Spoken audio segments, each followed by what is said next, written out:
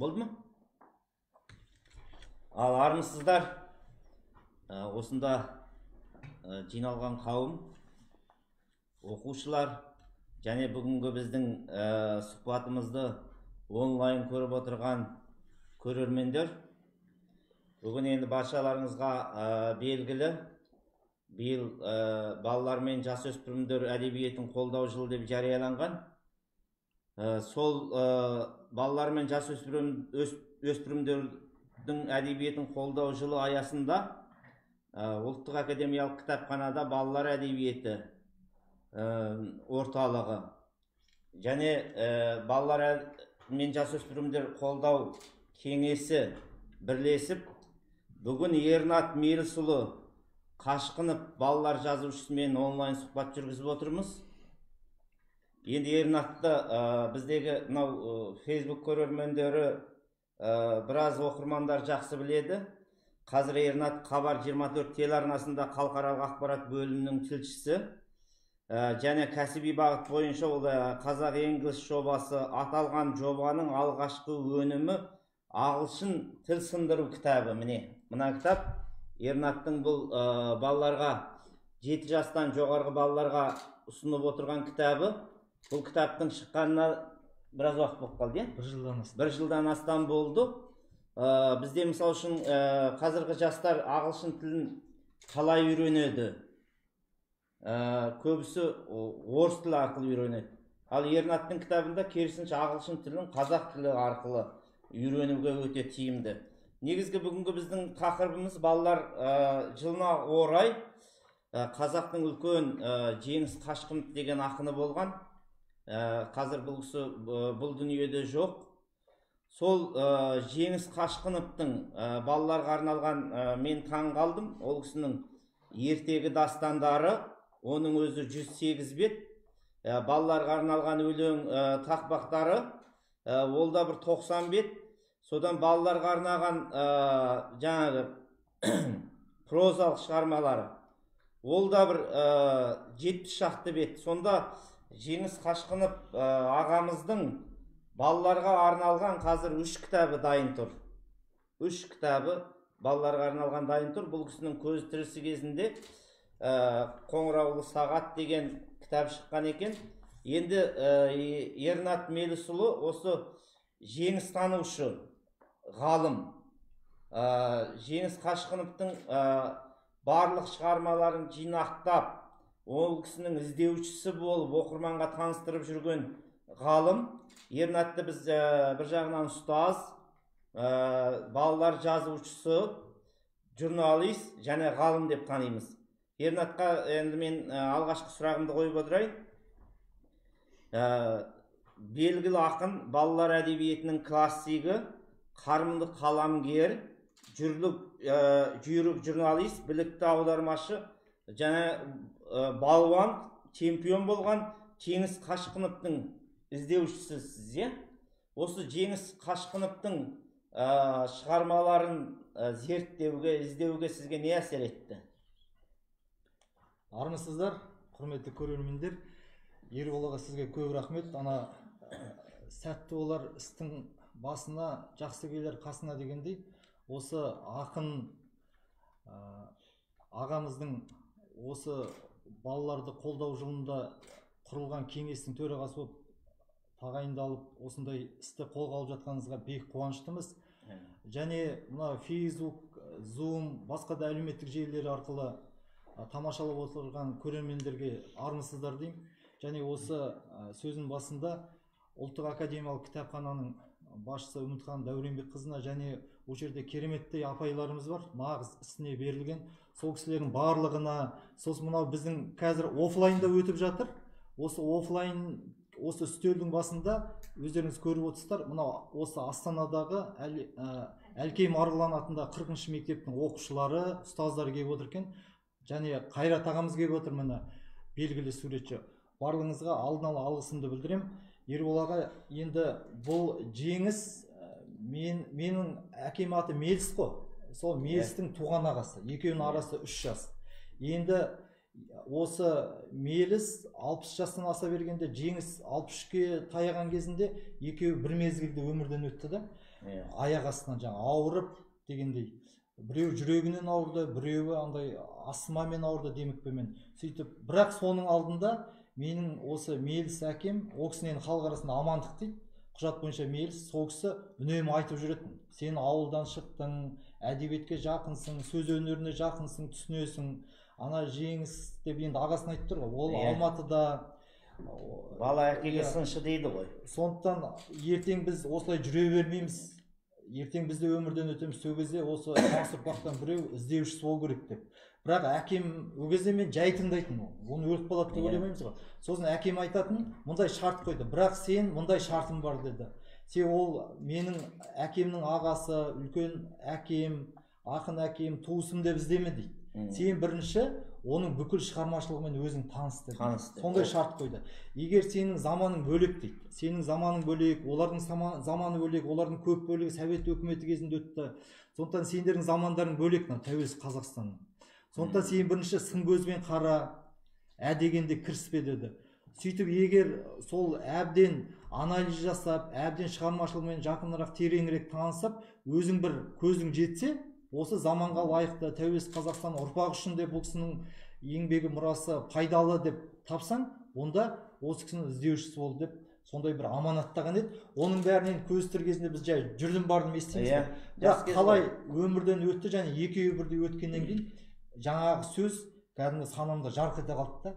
Содан мен 4-5 жыл осы кісінің мына шығармаларын бәрін, өлеңін, поэмаларын, мақалаларын, ертегілерін, әңгімелерін бәрін оқып, солай енді бір әдебиет танушы ретінде, Жеңіс танушы ретінде сол кезден бастап қалыптастым. Енді бұл кісінің өмірден өткені 16 жылдай болды. Және өзім кішкентай кезімнен бір өлеңдер жазып, тақпақтар жазып, олар басылымдарда жарияланып, сөйтіп жүретін негізі. Сосын есіме қазір түсіп отыр, мына бізде Қарағанды облысы Ақтоғай деген жер ғой. Бұл Ақтоғай ауданы биыл туғанына 155 жыл болып отырған Әлихан Бөкейханның туған жері. Әлімхан Ермеков, Жақып Ақбайдың Шарсының туған жері.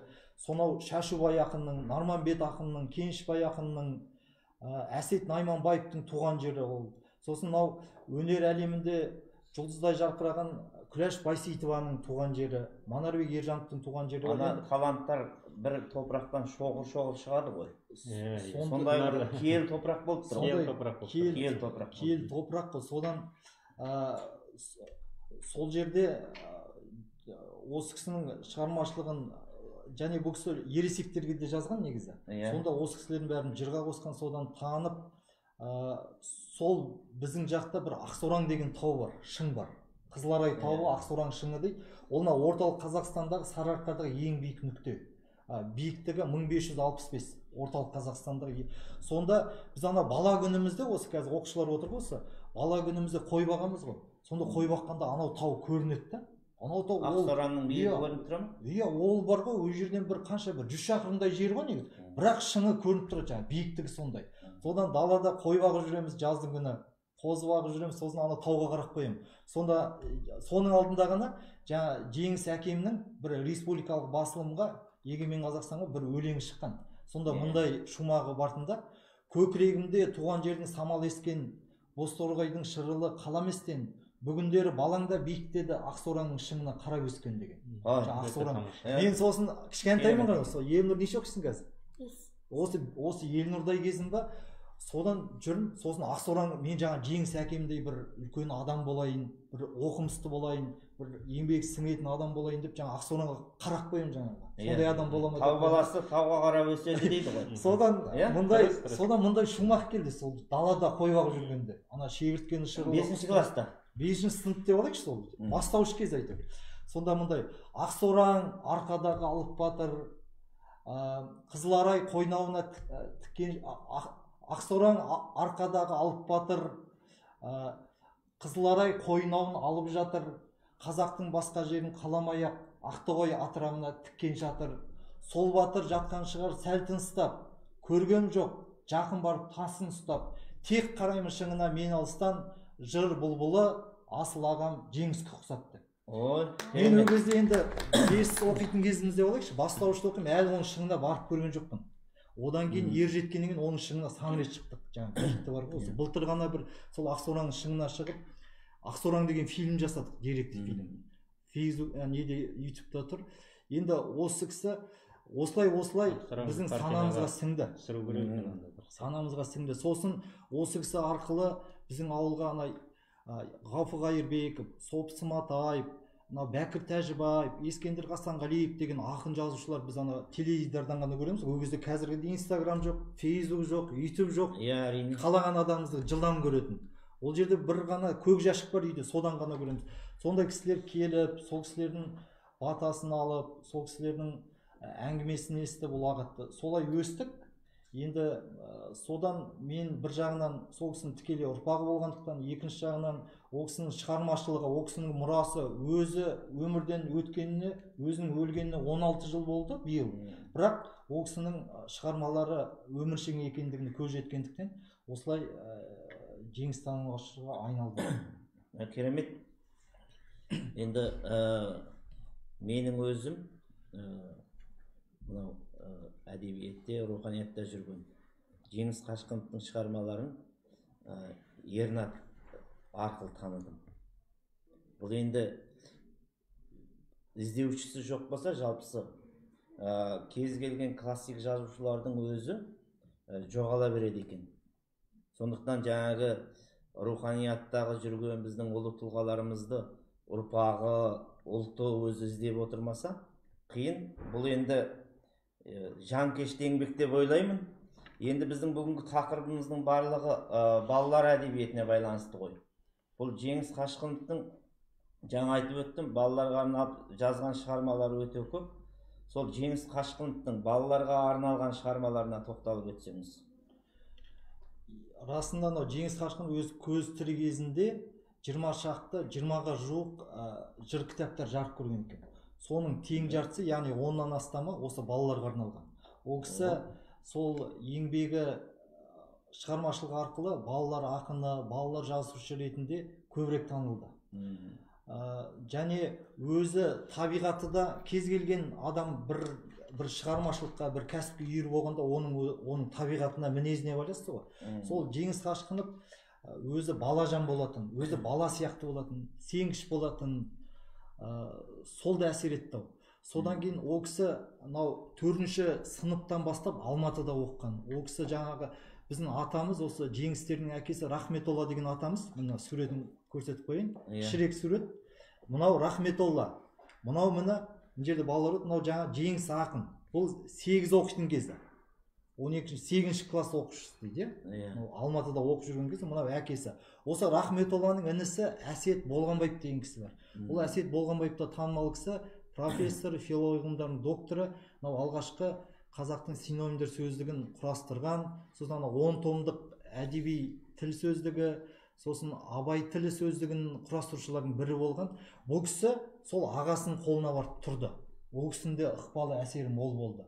Сол жас кезінен Тайыр Жароковтар бар, Ғафу Қайырбековтер бар, солармен жасынан араласты. Хамит Ерғалиев бар, Мұзафар Әлімбаев бар, Сапарғали Бегалин бар, балалар әдебиетінің ақсақалы деп айтамыз ғой, бағбаны. Сосын Тұманбай Молдағалиев бар, сол кісілермен араласып, бұл кісі осы балалар әдебиетінде жемісті еңбек етті. Ғафу Қайырбековтің ұстазы Ғафу Қайырбековтің айтқаны бар екен, жеңіс келеді дегенше, жырдан жеміс береді десеңші дегенді. Сол енді шығармашылығына нақты тоқталып отырайын. Мына Қазақстан мұғалімі деген жәдігер ғой, біздің осы жеке архивте сақталған, 1971 жылы жарық көрген. Сонда сәби сөздер дегенді бір әзілдерді тізіпті да, мысалы ауылдан қалаға тұңғыш келген сағат ағасына еріп көшеге шығады дейді. Яғни ауылдан осы Астанаға бір бала келген ғой, иә. Бір кезде троллейбусты көріп, бізде енді троллейбус жоқ қой, бірақ троллейбусты білеміз ғой. Сонда аға мүйізі бар машинаны қара деп айтты дейді. Енді бұл да бір күлкілі. Сосын осы бір аңсаған деген бала, үйде ата әжелеріңіз бар ма? Үйде ата әже болғанда бір ата әжелердің бір ауыр жұмыс істеген ол кісілер. 70, 80, 90 келген кісілер неше жұмыс істейді ғой. Содан және адамның жасы қартайған кезде де сүйектері кішкене сыр бере бастайды екен. Содан атасының, аңсаған деген баланың атасының саусақтары майысқан екен бүйтіп ше. Майысқан ғой. Сөйтсе жаңа кішкентай бала ғой енді, әлі мектепке балабақша жасында. Сөйтсе балға іздеп жүр екен. Бұл не істейсің десе, мен атамның Саусақтан. саусағын түзетемін деп айтады екен. Енді осыны бір жағынан мынандай әңгіме қылып жазған, сосын мындай түзетіп берейін деген өлеңі бар. Бұл да кезінде Қазақстан мұғаліміне шыққан. Қисық біткен обастан қарт әжемнің бармағы, көріп бірде болмастан інім әлек салғаны, көнбей қойды еш жанға, көрдіңіз бе өнерін, алып келіп төс балға, деп тұр түзеп берейін дейді.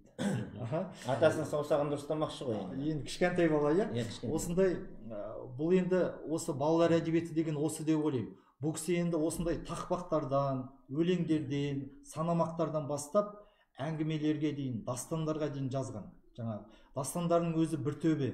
Одан кейін бұл кісі өзі ауылда өскен бала ғой, жаңа 4-ші сынып оқығанға дейін ауылда тұрған, ауылда болған, Тоқырауын деген өзен бар, соның суына шомылған, сосын құм бар ол жерде, құмда күрескен, содан шалғымен шөп шабады екен ауылда. Ол кезде қазіргідей комбайндар жоқ қой, соғыстан кейінгі жылдарда сонда шөп шабады екен. Содан бұл кісі шымыр болып, сондай білекті болып, сондай болып қалыптасқан, содан қазақ күресімен әуестенген, содан сол бір балуан болу арманы болған екен. Содан Алматыға барған кезде сол грек еркін күрес бар ғой, вольная бар ғой, еркін күреспен шұғылданған. Содан студенттердің арасында Алматыда бірінші орын алып, сол және басқа да жарыстарға қатысып, бұл кісі еркін спорт шебері деген атақ алған екен. Содан бұл балуандығын айтып отырған себебім, бұл кісінің шығармашылығының бір парасы осы спортқа арналған. Спорт саласына арналған. Мысалы, бұл жерде міне Қоңырауыл сағат деген 89 жылға шыққан жинағы, осында мындай палуан деген өлеңі бар. Қазір соны оқып берейін. Бұл палуан деген өлең, мүмкін оқушылардың есінде бар шығар, бұл әдебиет кітабында бар. Білегінде бұлтыңдап, бұлшық еті ойнайды, белдескенде қутыңдап, жеңіп шықпай қоймайды. Кіріп кетіп ішіңе аяқтанда шалады, сенгеннен соң күшіне тік көтеріп алады. Келіп қалса ыңғайға, жамбас қалып ұрады, не мықтылар мұндайға, шыдай алмай құлады. Жарыстарда жүлде алған, оған кім бар таласар, елдің атын шығарған, ер десеңде жарасар дейді. Бұл енді әдебиет кітабында бар. Бұл өлең заманның талабынан қалмайтын өлең еді. Бүгінгі де болады, ертеңге де болады. Қайбір заманда да балаларға арналған өте. Сол жаңа балаларға, дастандарға дейін жазған деп айтып қалдым ғой. Осы мына жерде бір қол жазбаны көрсетейін. Мынау Жеңіс Қашқыновтың Шоқан жұлдызы деген. Шоқан Уәлиханов бар ғой. Сол кісіге арналған, енді кезіндегі мәшеңкеге басылған ғой. Компьютердің алдында мәшеңке болды ғой, тық-тық деп басатын. Құнды мұра ғой енді бұл. Бұның алғы сөзін Қалижан Бекқожин жазған. Қазақстанның халық ақыны. Сол Қалижан Бекқожин сонда мынау дастанға мындай баға береді.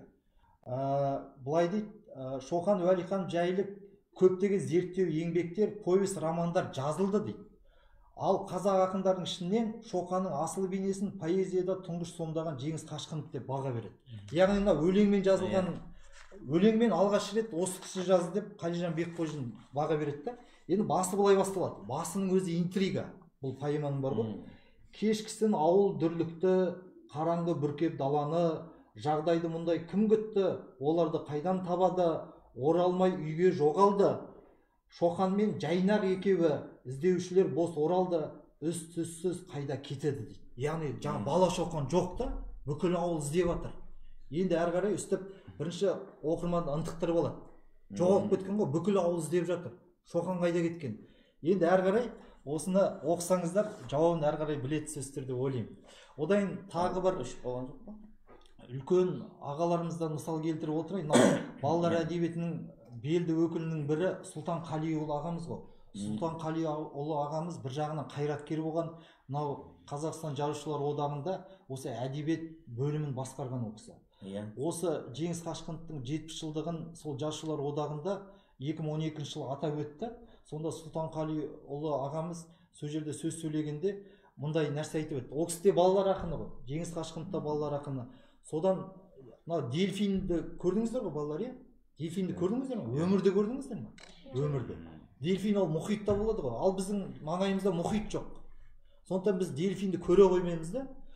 Содан сол Совет өкіметінің кезінде мына дельфинді жаңа Сұлтан Қалиұлы ақын ағамыз айтады, дельфинді ешкім жаза алмай жүрген дейді. Өйткені дельфинді біз қазақтар көрмегенбіз дейді. Содан бір күні жарқ етіп, дельфин туралы аңыз деген өлең жазды дейді, жаңағы баллада дейді ғой, жанр баллада, дельфин туралы аңыз деген. Енді осындай бір түрен салған тыңнан тақырыптарға қалам сілтеген осы шығармашылық осындай. Бұл кісі жаңа Ербол ағамыз айтты ғой, 3 томдығы негізі дайын тұр. Бұл кісі өзі өмірден өткеннен кейін негізі мемлекет тапсырыспен, мынау көп таралмен шығармалар әлі жарияланған жоқ. Бірақ оған сеніміміз зор. Осы биылғы жылғы осы бөркімізді аспанға атып, қойнымыз қонышымызға сыймай қуанған жанның бірімін осы биылғы жыл балалар әдебиетін қолдау жылы деп жарияланған. Енді осының аясында жарияланды деп сенем. Биыл енді балалар әдебиеті мен жасөспірімдер әдебиетін қолдау жылы. Соған байланысты осы ұлттық кітапханада кеңес құрылған. Енді кеңестің көптеген жобалары бар. Және енді біз сол бір жобаға, бағдарламаға осындай жазылған дайын шығармаларды кітап етіп бастыруды кіргізіп отырмыз. Ол енді біздің мемлекеттен, министрліктен, басшылықтан қолдау көрсе, бұл кітаптар балаларға шығып, басылып ұсынылу керек, және көп данаменен. Дайын дүниелер көп екен, бірақ насихат жетпей жатыр. Енді осы кезде бір сұрақ туады. Жалпы біздің қоғамда балалар жазушылары бар, бірақ көп деп айта алмаймыз. Балаларға арналған кітаптар да бар. Оның өзі енді көп деп айта алмаймыз. Соның ішінде біз енді бұлай өзіміз зерттеу жасап қараған кезде бір 60-70% біздің дүниеден өтіп кеткен аға буындардың өкілдерінің кітабы. Содан кейін енді ең көп оқылатыны Бердібек Соқпақбаевтың «Менің атым Қожа» ғой. Көп оқылатын дүниелер. Содан кейін тәуелсіздік алғалы 30 жыл болды. 30 жылдың ішінде бізде айтады, балаларға арналған бір көркем кітап, көркем туынды бүгінгі заманға лайық жазылған жоқ деп айтады. Енді бұл сөз көбірек айтылып жүр, бірақ зерттеп қарасақ, бүгінгі заманға сай жазып жүрген ақын жазушылар бар екен. Бірақ кітаптың насихаты жетпей жатыр. Сол кітаптарды оқырманға жетпей жатыр. Балаларға жетпей жатыр. Ең негізгісі, кітап шыққаннан кейін бүгінгі заманның талабына сай оның насихаты болу керек секілді. Насихаты болу керек секілді. Міндетті түрде. Енді менің сұрағым, бүгін жұрт, балалар кітап оқымайды. Жалпысы оқырманның саны аз. Жаңағы смартфонға үңілген балалар уақытын өткізген деген секілді. Мүмкін оқу жүктемесі де көп шығар. Осындай сөздер жиі айтылады. Енді балалар кітабының насихатын жасауға, жалпысы кітапты насихаттауға бізге не жетпейді деп ойлайсыз? Бізде енді көп нәрсе жетіспейді ғой негізі. Балалар негізі, енді менің үлкен ұлым қазір 3 жаста, Қасым. Соның 2 жасқа 3 жасқа арналған өзінің жасына лайықты үйде кемінде 30 кітап бар. Қазақ тілінде. Суреті де бар, иллюстрациясы да бар. 3 жастағы балаға арналған, 2 жас 3 жастағы балаға арналған. Керемет қой бұл. Енді мен оны ата-ана ретінде, әке ретінде соған алаңдаймын да, оның ұлттық тәрбие бойына сіңсе екен. Мынау қалада орыс тілі қазір керемет таралып тұр ғой, аулада, бақшаның өзінде мысалы мән бермей жатады, соған уайымдаймын да, сөйтіп бір үлкен шаруамның бірі, мен осы Астанадағы болсын, басқа қаладағы болсын, Алматыға барсам да сол кітап дүкендерін кәдімгідей шығарылайын, уақытымды бөліп, қандай кітап бар деп. Негізі бар, бірақ бүкіл ата-ана үйтіп жүрмейді ғой. Оған ата-аналарды кінәлауға да келмейді, өйткені жұмыс қазір. Жұмыс, қарбалас, жанталас өмір, қаланың өмірі құм-қуыт, және 21 ғасыр жаһанданған заман, цифрлық заман, гаджеттердің заманында өзі уақыт деген жылдам өтеді, балалар, жылдам өтеді. Енді осындай кезде сол заманның көшіне ілесетіндей бір насихат керек та, насихат керек, бұл насихат жүру керек. Сосын осы мына бізде тілге байланысты негізі мынау әдебиет болсын, баланың тәрбиесі болсын, ол ұлттық тілі, ана тілі біздің жағдайымызда қазақ тілі деген ерекше маңызды ғой, өте өзекті. Енді осыны біз қалай таратамыз дегенде, біздегі мынау заң өте солқылдақ. Мынау конституциямыз болсын, тілде туралы заң болсын, өте солқылдақ. Ол жерде ана орыс тілінде қылтайтаға бұрыла кетуге баптар бар да, тек қана қазақ тілінде ғана білім алсын, қазақ тілінде ғана тәрбие алсын дегенге жетіспей жатыр негізі. Енді осындай кезде біз заңға, билікке ғана жауап қана жүре берсек, баламыз өсіп, ол орыс тілі шығып, орыстан сөйтіп кетпей ме ол? Сондықтан енді өзім тек қана біз проблемаларды айтып қана қоймай, тек қана шағымданып қана қоймай, біз соның бір шешімдерін табуымыз керек деп ойлаймын. Енді осы бүгінгі келелі кездесуде, біз мұсылман дінінде тек қана мешіттерді ғана қасиетті демей, осындай кітапханаларды да қасиетті деп ұғамыз ғой. Өйткені бұл шынында да бұл жерге кіргенде бісміллә деп кіруіміз керек.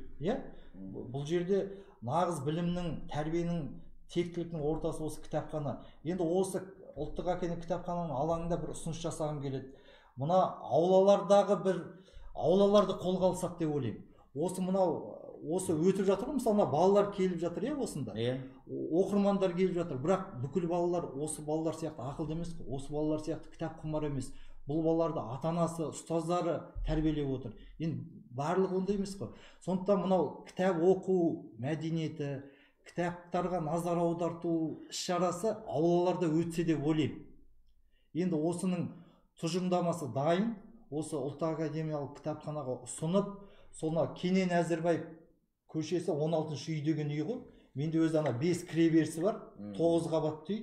Ол жерде ата-аналармен талқылаған, осындай бір шараны өткізсек, осы Ербол ағамыз сияқты, сосын Олжас Қасымдар бар, Толымбек Әбдірайым келіп жатқан, сондай бір ақын жазушылар көзі тірі авторлар балаларға жазуға, солар біздің ауламызға келсе деп ойлаймын да.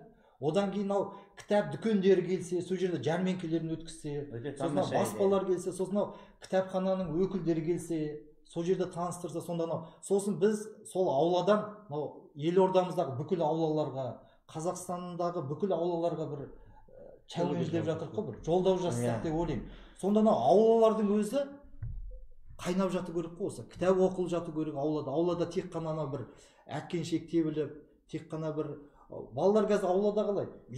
Аулада жүреді, бірақ телефонда болады да, бұрышта мынау бала, ана жерде мынау бала. Енді ол деген жарамайды ғой. Мына өзін сыйлайтын кез келген ұлт, өзін сыйлайтын кез келген мемлекет оның бәрін тияды негізі. Оның бәрін ше. Біз енді азамат ретінде, осы қаланың тұрғыны, әке, ата-ана ретінде осындай нәрселерді қолға алсақ деп ойлаймын. Осы аулалардағы кітап оқу іс-шараларын аулаларда өткізсек деймін. Өте тамаша идея. Біз енді оны қолдаймыз. Бізде мысалы үшін үйде тек қазақша сөйлейміз. Енді біздің отбасымызда сондай. Баламыздың тілі қазақша шығады. Бірақ аулаға шыққаннан кейін қарасам, сол балам орысша сөйлеп ойнайды. Тек орысша сөйлейді, ойнағанда өзі жалғыз үйде ойнап отырады. Тек орысша сөйлеп ойнап отырады. Мен енді ойлаймын, ол бала тілді қайдан үйренді? Біріншіден экраннан үйренді ғой. Телефоннан үйренді. Барлық балалардың қарайтын анимациялық фильмдері қызығатын орыс тілінде.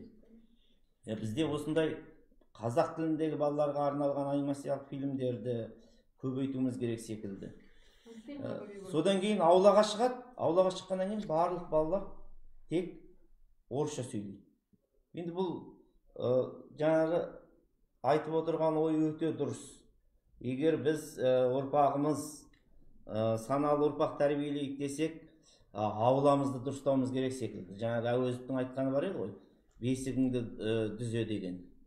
Ұлт болам десең бесігіңді дүзе дейді. Біз тәрбие аулаңды дүзе, отбасынан, ауладан басталу керек секілді. Ұлттық тәрбие, ұлттық құндылықтар. Өте жақсы идея, мен қолдаймын. Бірігіп жұмыс істеуге біз дайынбыз. Ербол, сосын осы жерде сөздің реті келіп тұр. Мына жаңа ұсыныстарға байланысты ше. Енді осы ұлттық академиялық кітапхананың базасында республикалық деңгейде кеңес құрылды ғой. Енді сол кеңестің жұмысы жақсы жүріп жатыр, жақсы басталып жатыр. Сол кеңеске бір ұсыныс жасағым келеді. Осы биылғы жылдың бір нәтижесі ретінде бұндай шара жасалса. Қазір ақындар, жазушылар бір әңгіме, өлең, дастан жазып жатыр ғой енді. Осы жазып Құдай қаласа шығады. Бірақ мынау қатар жүрсе деп ойлаймын. Қазіргі заманда ол жазылса біріншіде, одан кейін оның мынау мультфильмі қоса жасалса, және оның ойыншықтар қоса жасалса, мынау ойыншықтар қоса жасалса, сонда бала бар ғой. Мысалы, балаларды көріп отыр ғой, бір балалар бірінші ойыншықты көріп, ойыншықтан қызығады да, ойыншықтан қызығады. Анау ойыншықты көреді. Мысалы, анау бір мультфильмдерде бір неше түрлі көліктер деген мультфильмдер бар ғой. Әрі кітап жүзінде болса, әрі ойыншық түрінде болса, әрі мынада болса, әрі электронды жаңағы бір мультфильм түрінде ма, әлде бір фильм ретінде ма болса. Енді осы жерде бір мынандай Жапониядан бір балалар қыдырып келді дейді, ата-аналармен, кішкентай балалар. Қолдарында мынандай кітап дейді, енді кітап секілді. Сосын енді өте өркениетті, дамысты мемлекет. Соның бала жүгіріп барады да дейді, жаңағы телефон секілді, енді осындай көлемді болу керек, планшеттер. Ашады, сабағын оқиды, соның ішінде ойын ойнайды, жаңағы өзің айтып отырған секілді. Енді бұл бір жаңаша технология ғой. Енді бұны жасау, мен ойлаймын, бағасы өте қымбат шығар деп ойлаймын. Бұған мемлекет арнайы министрлік бір қаржы бөліп, арнайы мамандарды тартып, осындай дүниелер жасаса, балалар аулада ойнап жүріп ойлау керек қой енді. Ойнап жүріп, және оқып жүрсе. Бұл тамаша жоба, өте дұрыс идея. Содан кейін енді біздің қазіргі айтып отырған дүниеміз, енді біз үйлестірушіміз ғой. Біздің кеңес негізінде үйлестіруші. Сіз балалар жазушысыз. Сіз суретшісіз, балалар сурет салады. Иллюстратор бұл кісі. Қаншама керемет суреттері бар. Көрдіңіз бе? Енді мынау мен баспагермін деп есептейік. 3 адам бірлесіп жұмыс жасау керек. Сонда өнімді жақсы кітап шығады. Содан кейін әдеби агент, мына кісі. Ол әдеби агент не істеу керек? Кітапты жарнамалап, кітапты оқырманға таныстырып, мақала жазып, рецензия жазып, оны өткізу керек. Қазіргі заманда осындай жаңағы нарықтық экономикаға байланысты кітап балаларға осылай, оқырманға осылай жету керек. Кітаппенен қызықтыра білу керек. Әйтпесе біз айналайын кітап оқы деп айтамыз ғой. Кітап оқи ғой деп айтамыз. Ол бала ол кітаптың ішінде не бар екенін білмейді, қызықпайды, содан кейін оқылмайды. Сондықтан бұл бүгінгі заманға сай жұмыс жасауымыз керек деп ойлаймын. Енді біздің ортамызға Ернаттың жұбайы үйде келін келіп отыр. Бұл Жеңіс Қашқыновтың балаларға арналған, енді біздің ата-аналарымызбен әлдимен өстік қой біз. Әлдименен бесікпенен өстік. Бесікпен әлдимен өстік. Бұл кісі жаңа Жеңіс Қашқыновтың әлди деген өлеңі ғой, Бесік жыры. Бұл Бесік жыры деген өлеңді 1988 жылы Қазақстан пионері республикалық басылымға шыққан екен. Содан анау қазір Түркістан облысы ғой, Шымкент жақтағы Созақ ауданындағы ауылдағы Ерғали Жүзбаев деген осы күйші, музыкант, композитор ағамыз соны сол газеттен көріп, соған ән жазған екен, Бесік жыры деген. Екеуі негізі өмірде бір-бірін көрмеген ғой. Содан ол Ерғали ағамыз танымал Жанғали, Сәрсенғали деген күйші ағаларымыздың бауыры ғой.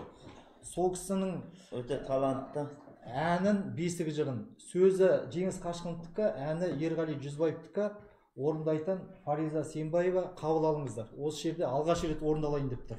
Бұл әннің тұсауы кесіліп жатыр. Құтты болсын. Тыңдарманға жете берсін.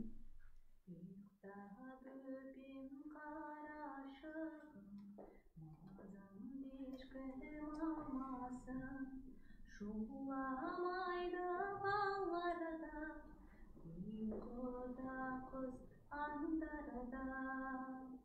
Өзен баяу ағады, жұлдызда шам жағады. Қалықтай ай аспанда, ұйықта күнім жазғанда. Анаң отыр тербетіп, өссін деумен ержетіп, қылығына күлейін, жырғы айтып жүрейін. Өзен баяу ағады, жұлдызда шам жағады. Қалықтай ай аспанда, ұйықта күнін жазғанба. Ұйықта күнін жазғанба. Бәрекелді. Өте тамаша ән екен. Әннің сөзі де, әуені де өте үйлесімді, жұмсақ, жаңағы балаларды бір кішкентай баланы тербетіп, жаңа маужыратып ұйықтайтатындай, иә? Өте рахмет. Рахмет. Енді біздің мынау келесі сұрағымыз Ернатқа. Біздің әкелері үлкендер адам болмайсың деп айтады екен. Сол енді жастарға айтыла беретін сөз ғой. Бүгінгі жастарға кейде қарап біз сүйінеміз. Кейде бір жаманғылықты көрсек күйінеміз. Елдің ертеңі, біздің бәріміздің болашағымыз осы жастар, осы бүлдіршіндер, ұлдарымыз, қыздарымыз. Сіз енді балалардың әлемін зерттеуші, жазушы ретінде, ата-ана ретінде, және көптеген балаларға арнап бірнеше туындылар жазып жүргеніңізді білеміз. Оның да тұсауын кесеміз ғой деп ойлаймыз. Еліміздің ертеңін қалай елестетесіз? Жастарға деген көзқарасыңыз қандай? Жастарға деген, енді мына жастар отырған, жаңа Әлкей Марғұлан атындағы, осының алдында ғана осы балаларды қолдау айлығының тұсауы кесілді, сол жерде өнерін көрсетті. Елнұрдың атын жаттап қалдық, иә? Сіздің атыңыз кім? Нұрбек. Нұрбек, иә? Неше оқисыз? 11. 11 оқисыз, иә? Нұрбек, жаңа сіз бата бердіңіз ғой бізге, иә? Батаңыз күшті болды. Сіздің есіміңіз кім? Аяулым. Аяулым, неше оқисыз? 9-шы сынып. 9-шы сынып оқисыз, иә? Сіз? Назерке 11-шы сынып. Назерке 11-шы сынып. Гүлназ 9-шы сынып. Гүлназ 9-шы сынып оқиды, және Әнуар 9-шы сынып. Әнуар 9-шы сынып. Бәрекелді, өте қуаныштымын. Және ұстаздарыңыздың есімі кім? Жұлдыз Балғабайқызы. Сіздерге Алла разы болсын. Енді осы өнерлерін тамашаладық қой. Бұл кісілер, біз ана үлкендер, ересектер, балаларға, жас ұрпаққа бір тәрбие береміз, бір мотивация береміз деп жүргенде, мына кісілер, осы оқушылар жаңа бізге мотивация берді ғой. Енді қазіргі осындай оқушылар бар да, осындай бір ұлттық рухын туғылып көтерген, осындай бар кезде енді Мағжан Жұмабаев айтқандай, біздің жастарға сенеміз, біздің болашағымыз зор деп сенеміз біз, ше. Бірақ сонда да Абай атамыз айтқандай, екі көзің алақтап, қайда қалғанын білмей қалма дейді ғой. Бірақ сонда да біз әлі де босаңсымауымыз керек.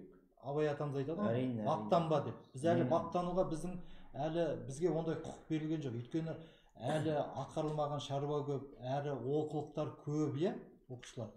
Олқылықтар әлі көп. Енді осындай бір олқылықтардың бірі сол тілге байланысты болып тұр ғой. Тілге байланысты. Тілді қолдану, аулада қолдану, мектепте, үзілісте қолдану деген сияқты, әрі қарай дамыту, ғылыми тіл жасау деген сияқты. Енді өзім жаңа сөздің басында айтып қалдым ғой, 3 жаста Қасым деген ұлым бар деп. Сол ұлым енді анасы көтеріп, сол кезден бастап мен ойландым енді. Тұңғыш балам дүниеге келейін деп отыр. Бұны бәрін сөзбен айту оңай ғой. Балаңды тәрбиеле, қазақша сөйлесін, телефон қарамасын деп біреуге ақыл айту оңай. Иә. Ал енді ата ана ретінде, әке ретінде соны өз өміріңізде қолдану қиын да. Сол кезде мен қатты уайымдадым. Енді өзім ағылшын тіл маман болғандықтан ағылшын тіліндегі ғылымды қарадым. Сонда өзіміз ұлттық тәрбиені қарадым. Сонда біздің ұлттық тәрбиеде көп дүние айтылған. Көп дүние бар. Ал мынау әлемдік ғылымда, жаңа ағылшын тілді ғылымда бірақ нақтыланған. Мысалы мен жүйеленген және ғылыми негізделген. Мысалы 1 жастағы баланы қалай тәрбиелеймін деп алсам, ол жерде нақты жазылған. Міне 1 жас 1 айда миының міңжері дамиды.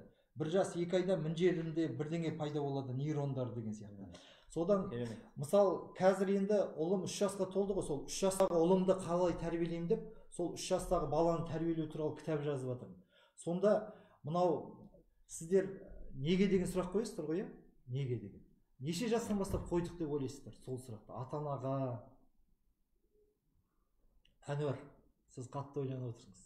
Бала тілін шығып, неге деген сұрақ қай кезде қояды деп ойлайсыздар? Мынау не? Мысалы Абай атамыз 5-ші қара сөзінде айтады.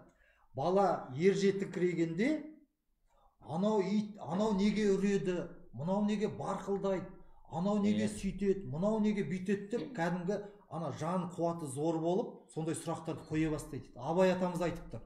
Енді осының жасы неше жас? Абай атамыз жасын айтып тұрған жоқ қой. Бірақ жаңа фактын айтып. 3 жас дейді. 3 жас. Өте дұрыс айтады міне. Әнуарға ризамыз. Осыны жаңа ғылым, баланың миын, баланың дамуын зерттейтін ғылым 3 жас деп айтады екен. Яғни маған айтады да, мен мысалы балам 3 жасқа толып жатырмын. Яғни мен неге деген сұрақ қарша борайды дейді. Кәдімгі далада қар жауады ғой. Сол сияқты қарша борайды дейді. Неге, анау не, мынау неге деген. Соған дайын болу керек. Қасық ұстайды да мынау не дейді. Сол 3-ші наурызда осы 3 жасқа толды, оған дейін ондай сұрақ қоймаған. Қалай 3 жасқа толды? Жаңа Абай атамыздың сөзі де өзіміздің. Жаңағы ағылшын тілі ғылымның да айтқаны анық келді да. Неге деп сұрақ қойды? Анау неге әке қызыл жанады? Әке неге жұмысқа барасың деген сияқты сондай неге анаған дайын болу керек та. Біз ересек ретінде бізге ол түк емес, бір адам миы ашуы мүмкін одан. Бірақ сол тәрбие деген сол біз баланың деңгейіне түсіп, соған лайықты түрде жауап беруіміз керек та. Енді одан кейін 3 жастағы бала бір аяғын көтеріп 10 секунд тұра алады екен. Осыны інілеріңіз бар ғой, сіңлілеріңіз бар ма? Соны бір бақылаңыздар. Мен өзім бақыладым. Олым енді ғана бүйтіп тұрып жүр ше. 3 жасқа дейін тұрмаған ішінде. Енді осындай бір жағынан ұлттық тәрбие, оң жағымыз деп айтайықшы, және сол жағымыз, сол қанатымыз әлемдік ғылым ағылшын тілді. Енді осы екеуін зерттеп, осы екеуін үйлестіріп бір дүние жасап жатырмын, және ол кітап ата-аналарға, тәрбиешілерге, сосын осындай іні қарындастары бар, сіңілілері бар, осындай балаларға пайдалы болады деп ойлаймын. Өйткені 3 жастағы баланы тәрбиелеу керек қой. Соны енді мынау Құдай қаласа 1 маусым халықаралық балаларды қолдау күні ғой. Сол кезде осы көпшілікке ұсынсам ба деймін, Алла қаласа. Өте тамаша. Бұл жерге қол шапалаққа қою керек. Енді мынандай. Мынау кітап, жаңа 3 жастың баласына арналған кітап, бірінші балабақшаға керек. Солай ғой. Екінші ата-аналарға керек. Бұл жалпы жаңағы жас отбасыларына баланы қалай тәрбиелеу керек деген үлкен көмек құралы, әдістемелік кітап болайын деп тұр екен. Сәттілік тілейміз. Тағы не жазып жүрсіз? Енді сосын мына негізі бұл кітапты былтыр шығармақшы болғам. Бір кітапты қолға алып дайындаған, ол ғылым тап деп айтылады. Ғылым тап дейді? Иә. Балалар айта қойыңдаршы. Ғылым деген ағылшынша қалай? Ғылым. Ғылым деген. Ғылым деген science, иә? Science. Ал тап дегенше. Тап, мынаны тап деген. Дұрыс айтады. Find. Енді қараңыздаршы, ана кітаптың атын былай қойдым да мына. Ғой енді ғылым деген. Ғылым тап. Бұл екі тілде болатын кітапта, қазақша және ағылшынша. Сосын ағылшынша find science. Сонда да бірінші әрпінің өзі қазақшаға деп келіп тұр, ағылшынша F деп келіп тұр да. Сонда find тап. Бұл идея қайдан келді? Мына былтыр білесіздер, Абай атамыздың туғанына 175 жыл болды да, президентіміз бастап бір челлендж жолдады ғой. Сіздер де қатысқансыздар деп сенемін мен. андай бәріміз қатыстық енді. бәріңіз қатысыңыздар, иә. Сонда ең көп оқылған өлең қайсы деп ойлайсыздар, балалар? Ғылым таппай мақтан. Ғылым таппай мақтанба, иә. Балалар 80-90% ғылым таппай мақтанба. Ол 6-шы сыныптың әдебиет оқулығында бар. Мына Елнұр келесі жылы оқисың, иә? 6-шы. Биыл 5-ші Қазір сынып білетін бар. шығар, жатқа білетін бұл. Біледі ғой, жатқа Біледі. бүкілі біледі. Бірақ осындағы баптанба деген сөздің мағынасын айта қойшы, Елнұр. Баптанба деген сөздің мағынасы қалай? Түсінесің бе сол сөзді? Баптану деген, баптанба. Ажат, ғылым орын таппай баптанба. Ғылым Енді- таппай мақтанба. Баптан. Қалай? Айтамын.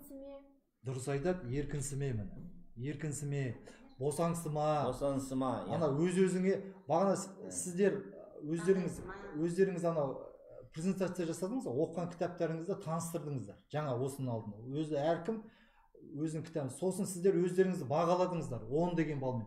Сонда сіздер өздеріңізге төмен баға қойып отырсыздар да 10 деген. 9 деген баға қойып отырсыздар. Біз риза болып 10 дедік, иә.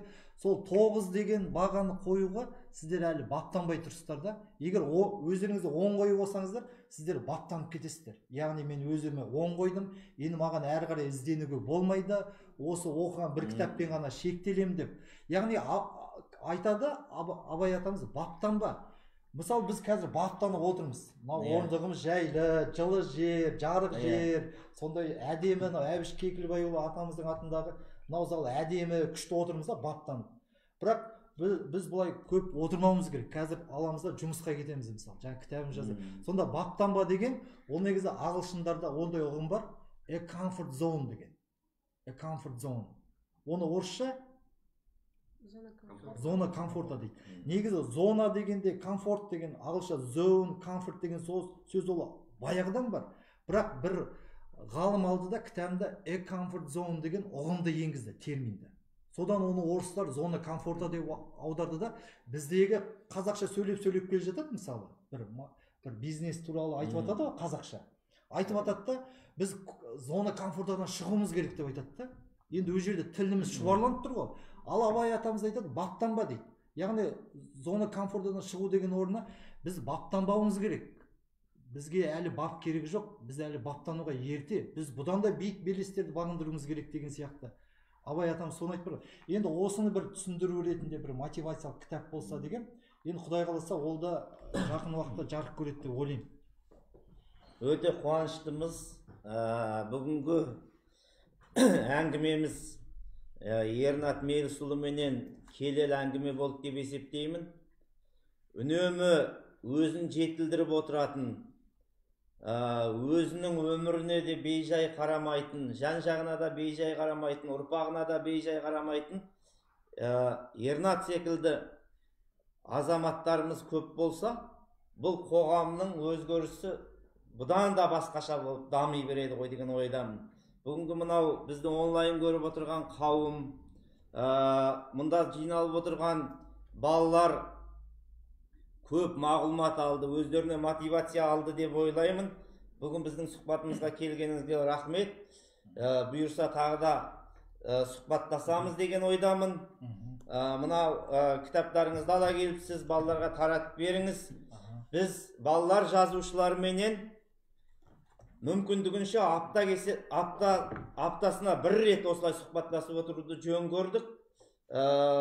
Негізгі дүниеміз жазушының жазып жатқан дүниесін оқырманға насихаттау. Біздің балаларымызды кітап оқуға баулу, екі ортаға дәнекер болу. Ол біздің басты жұмыстағы мақсатымыз деп ойлаймын. Қатысқан барлықтарыңызға рахмет айтам. Қарап отырған барлықтарыңызға рахмет айтам. Кітабыңызды беріп шығыңыз. Енді мен атап, бүгінгі осы офлайн қатысып отырған, уақытын қиып қатысып отырған. Және бір сұрақ қоям. Елнұр, қазір қандай кітап оқып жүрсің? Мен қазір Абай атамыздың Мұхтар Шахан жазған Абай жолы кітабын бастап оқиын деп жатырмын. Жарайды, қазақ тілінде оқып жатсыз. Мұхтар әуезовте. Енді осы кітапты сіз ағылшын тілінде жазып, бүкіл әлемнің бүкіл халқы оқитындай деген ниетпен кітабын сізге тапсырамын. Алла разы болсын келгеніңізге. Рахмет. Нұрбек, сіз қандай кітап оқып жатсыз қазір? Белгілі бизнесмен Қуаныш Шонбай деген бизнесмен бар. Оның екінші болма деген кітабы бар, қазақ тіліндегі. Соны оқып жатырмын. Сізге мықты бизнесмен болып, және осы бір бизнесмен ретінде, қазақтың бір бизнесмені ретінде мына балалар әдебиетін қолдауға шақырамын сізді. Осы кітабым сізге. Құтты болсын. Және Назерке ғой, иә? Аяулым. Аяулым, сіз қандай кітап оқып жатсыз? Мен қазір кітаптар емес, сонда өлең жинақтарын оқып жүрмін. Өлең жинақтан оқып жатсыз. Поэзияға Экранға көрініп қойыңыз, мінекей. Поэзия. Мына аяулымға осы поэзияның падишасы болсын. Мына Фариза Оңғарсынова апайым сияқты атақты ақын болсын деп тілейміз. Сіз қандай кітап оқып жатсыз? Мен кітап оқып жатқан жоқпын. Мен өзімде өлең жазамын, өлең шығарамын. Бәрекелді. Сондықтан Онда Назерке отырып айтады. өтініш жасау бола ма? Бір өлеңіңіз оқып бере аласыз ба? Қазір мына тікелей эфирде көріп жатыр көрермен. Иә? мұқағалиға арнаған өлеңді оқиын. Оқи ғой. Сәл Биыл Мұқағали Мақатаев Мына жерге келіңізші, мына жерге отырыңыз. айылым ары қарай өтіп кетсең. 90 жылдағы биыл. Биыл 90 жылдығы. Шабыт келіп, қолыма қалам алдым. Ізін жалғап мыңдаған ақындардың. Құдай берген ерекше дарынымды жар салайтып мен жұртқа мақтанамын. Арнамасам өлең жырлар ақынға, мен үлгілі жалғаушы болам ба? Мына өлең арналады ұлы тұлға Мұқағали ақынға. Пай-пай шіркін өлеңдері тамаша, оқығанда қуанасың балаша. Әрбір жазған өлеңдері жүректі ел жүретпей қоймады ғой қараса. Талай қазақ елін жерін жырлаған. Қамын ойлап елінің ай қаншадам, бірақ саған жетпеді ғой бәрібір, дәл өзіңдей ұлы тұлға болмаған. Өте ойлы өлең екен. Алла разы болсын. Шабытыңыз шарықтай берсін, үлкен ақын болыңыз. Және осы оқушылардың ұстазы келе қойыңызшы. Сіз қандай кітап оқып жатсыз? Кім аяулым, сен енді ары қарай өтіп кет, орын көрінбей қалады екен, ә? Мен енді қазір Мына жерге отырыңыз. осы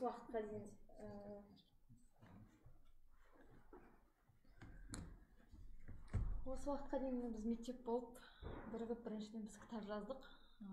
Ол кітабымыз енді біздің мектебіміздің бұрынғы басшысы Ергебай Ербол Слямұлының рухына арналып ер қазақ деген кітапты жазумен айналыстық бірінші.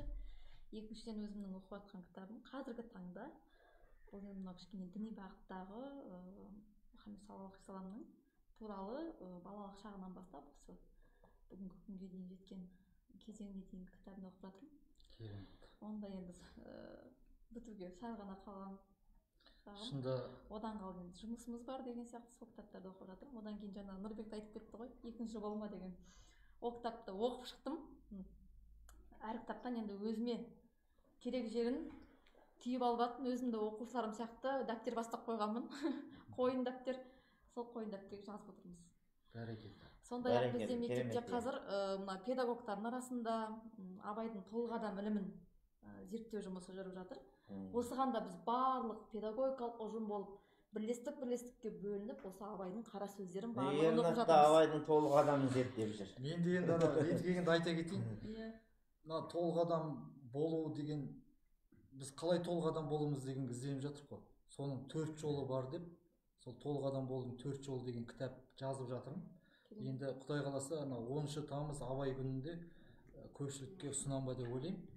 Сізге табыс жаңа Ербол Іргебай ағамыздың аты аталып отыр ғой. Сол кісі мынау жатқан жер жайлы болсын дейміз. Ол кісінің аты өшпейді. Осындай оқушылар бар, осындай әріптестері бар. Бәрі құтты болсын. Мына күндердің сұлтаны жұма күні сізге мына кітабымды сыйға тартамын. Еңбегіңіз жана берсін. Ең мықты ұстаз боласыз.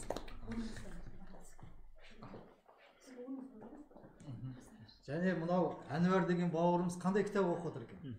Мен қазір Ғабит Мүсіреповтің ұлпан романын оқып жатырмын. Керемет кітап, иә. Алла разы болсын. Сізге табыс тілеймін. Тек қана жетістікке жетіңіз. Және есіміңіз кім? Гүлназ, қандай кітап оқып жатырмыз? Кітап оқымаймын, Мұқағали Мақатаевтың өлеңдерін оқып. Жатқа оқисыз ба? Иә. Қазір оқи қойыңыз, былай қарап. Мен пай-пай өмір деген өлең жазып көремін. Пай-пай өмір өте сынау бір күні. Тыя сынау қуанышты күлкіні. Өмір деген бір жарқ еткен найзағай. Өмір деген көк аспанның күркірі. Пай-пай өмір өте сынау бір күні. Өмір деген бұйым емес қолдағы. Өмір деген ұлы бекет жолдағы. Қаның кеуіп қаталаған кезінде сусынымды қаңғырсам бір болғаны. мына күнде, мына спанда даланау, бәрі бізден қаладау. Өмір деген тағатсыз бір қозғалыс, өмір деген өлемін деп қарамау. Бәрекелді. Рахмет, Алла разы болсын. Табыс тілейміз. Жақсы, бүгінгі кездесуіміз осымен аяқталды. Келгендеріңізге көптен көп рахмет. Келесі кездескенше аман сау болыңыздар. Көп рахмет, Алла разы болсын.